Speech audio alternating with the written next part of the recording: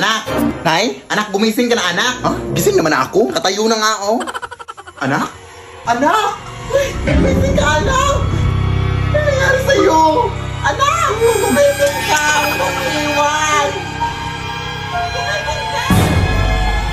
Sino ka? Ako si kamatayan at ikaw ay patay na. Ha? Paano nangyari yun? Abay, ewan ko. Nandito lang naman ako para ihatid ka. Ano ihatid? Ihatid saan? Sa lupa ng mga ligaw na kaluluwa.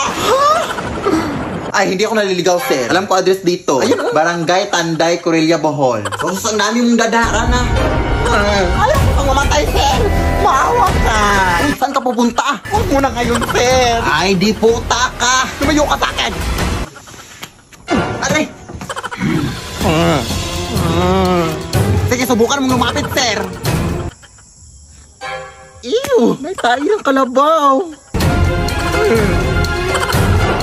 Sis, tulungan mo ako. Sis! Bakla. Ano?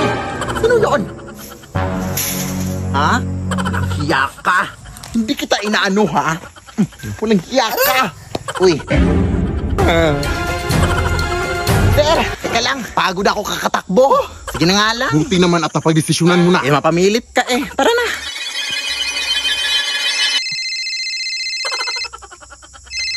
Teka lang. Oo. Sige, sige. Noted, boss. Noted.